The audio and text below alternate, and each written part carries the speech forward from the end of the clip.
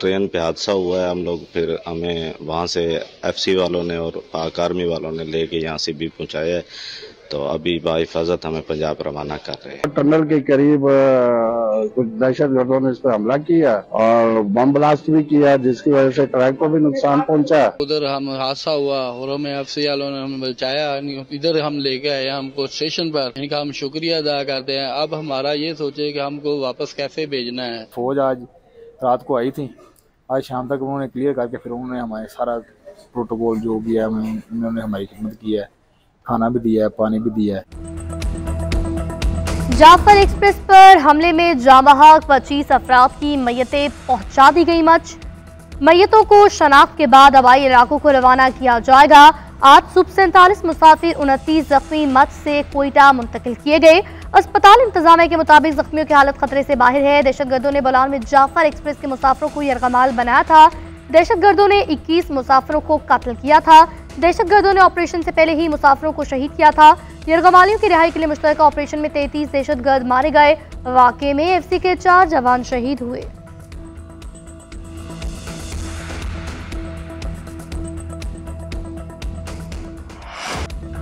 Jafar express हमले के बाद अमन व अमान की सूरत हाल का जायजा लेने के लिए वज़ीर आज़म कोयटा चले गए। शहबाज शरीफ अमन व अमान के लिए इजलास की सदारत करेंगे।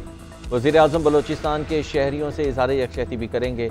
वज़ीर आज़म को जाफर एक्सप्रेस पर हमले और क्लियरेंस ऑपरेशन के हवाले से ब्रीफ भी किया जाएगा। दौरे के दौरान सूबाई काबीना समेत कबायली रहनुमाओं से मुलाकातें भी स्केड्यूल।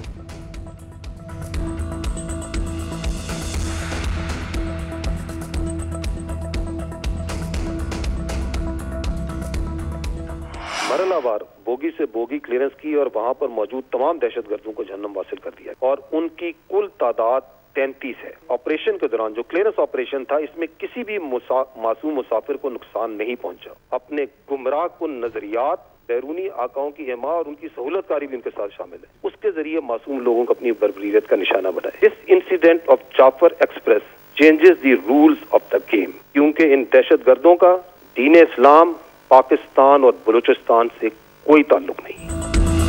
जाफर एक्सप्रेस वाक़े ने रूल्स ऑफ द गेम तब्दील कर दिए। किसी को इजाज़त नहीं दी जा सकती कि वो शहरियों को सड़कों पर या ट्रेनों में निशाना बनाए।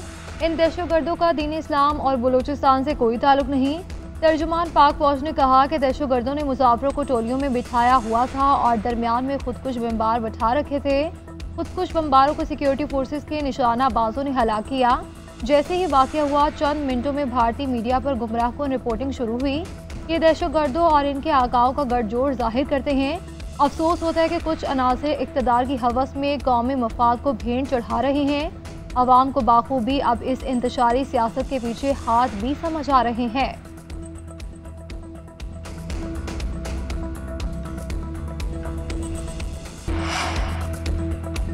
अमेरिका में सिखों की आलमी तंजीम सिख फॉर जस्टिस ने बलोचिस्तान में ट्रेन हमले से मुतालिक बयान जारी कर दिया। सिख फॉर जस्टिस के रहनुमा गुरुपतवंत सिंह पन्नू का कहना है कि बलोचिस्तान में ट्रेन दहशतगर्द हमले में रॉ मुलविस है और आलमी इदारे भारतीय कौमी सलामती के मुशीर अजीत दोवल और रॉ के खिलाफ कार्रवाई करें। पाकिस्तान के खिलाफ भारत खुफिया जंगी हिकमत अमली के ब्लू प्रिंट पर अमल कर रहा है।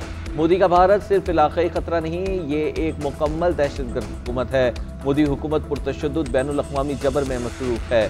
बलोचिस्तान ट्रेन हमला भारत के जारहाना दिफाई नजरिए का सबूत है। भारत खुफिया दहशतगर्द कार्रवाइयों से पड़ोसी ममालिक को गैर मुस्तहकम करना चाहता है। भारत बैरून मुल्क मुखालिफिन के कत्ल, इंतहा पसंदी और सरहद पार दहशतगर्दी में मुलव्वस है।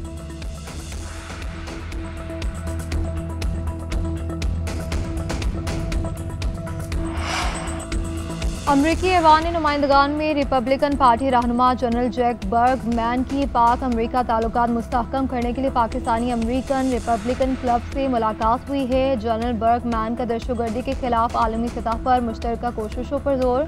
जनरल बर्गमैन का आइंदा सिफारती दौरा पाक अमरीका ताल्लुकात को मज़ीद मजबूत करेगा। जनरल बर्गमैन ने कहा कि अमरीका और पाकिस्तान के दरमियान दिफा, सिक्योरिटी और तालीम में ताउन की बहुत अहमियत है। मुलाकात में पाकिस्तानी अमरीकन कम्युनिटी को अमरीकी सियासत में मज़ीद मुतहरिक होने की तरगीब दी गई।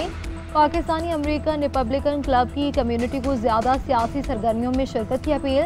जनरल बर्गमैन ने पाकिस्तानी अमरीकन कम्युनिटी के लिए अपने दफ्तर को हमेशा खुला रखने का अज़्म ज़ाहिर किया।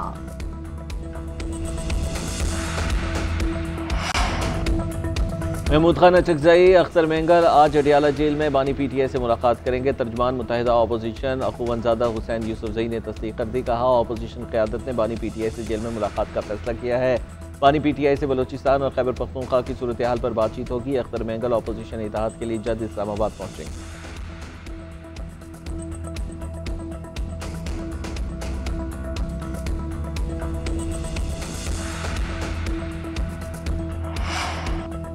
पाकिस्तान और IMF के दरमियान $1 अरब की अगली किस्त के लिए मुज़ाकरात। IMF ने हुकूमत से आमदन बढ़ाने और अखराजात में कमी का मुतालबा कर दिया।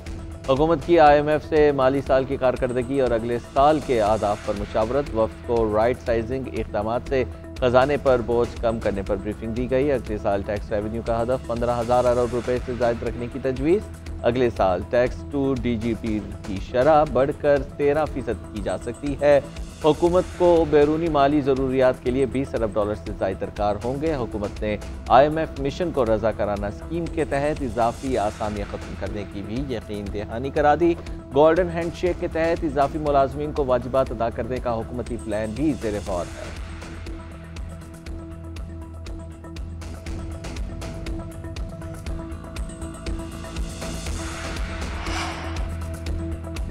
सुप्रीम कोर्ट में सुपर टैक्स से मुतालिक केस की समाअत कंपनीज के वकील मखतूम अली खान ने दलाइल देते हुए कहा कि सुपर टैक्स का मकसद वाज़ेह था। इस टैक्स को तबाह होने वाले इलाकों की बहाली के लिए इस्तेमाल करना था।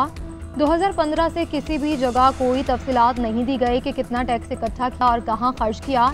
एक DB दूसरी DB के अहकामात पर अमल दरामद करने के पाबंद थे। इस केस में सुप्रीम कोर्ट के फैसले पर भी अमल दरामद नहीं किया गया। जस्टिस जमाल खान मंदुखेल ने इस्तफसार किया कि कल को इस तरह का कोई एक्ट आता है, इसे दोनों ऐवानों से पास करवा लिया जाता है तो क्या एक्ट बनेगा। मखतूम अली खान ने कहा कि एक्ट पास करवाने के लिए पहले मुनासिब पॉलिसी बनाना होती है।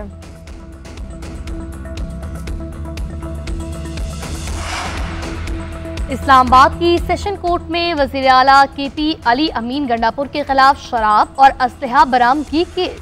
अली अमीन और उनके वकील अदालत में पेश न हुए। अदालत की जानिब से अली अमीन के वारंट गिरफ्तारी बरकरार। वारंट गिरफ्तारी पर पुलिस रिपोर्ट आज भी अदालत में जमा न कराई जा सकी। अदालत ने केस की समाअत 7 अप्रैल तक मुलतवी कर दी। अली अमीन गंडापुर के खिलाफ थाना बाराकहू में मुकदमा दर्ज है।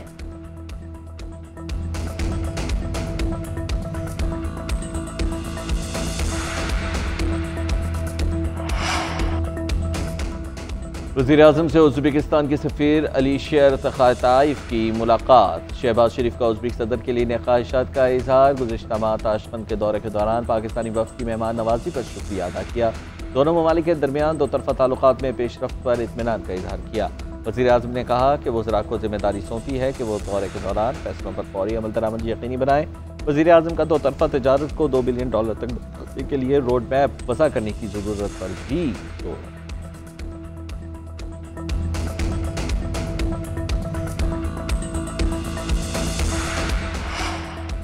वफाकी वज़ीर सेहत मुस्तफ़ा कमाल का तमाम सूबाई वज़राए सेहत से रब्ता। ख्वाजा सलमान रफ़ीक, अज़रा अफजल फशीहो, बख्त मोहम्मद काकर, मुशीर सेहत KP एहतशाम अली से टेलीफोनिक गुफ्तगू। सेहत के शोबे में मिलकर काम करने पर इत्तफ़ाक़। मुस्तफ़ा कमाल ने कहा कि शोबा सेहत की बेहतरी के लिए एक दूसरे के साथ मिलकर काम किया जाए।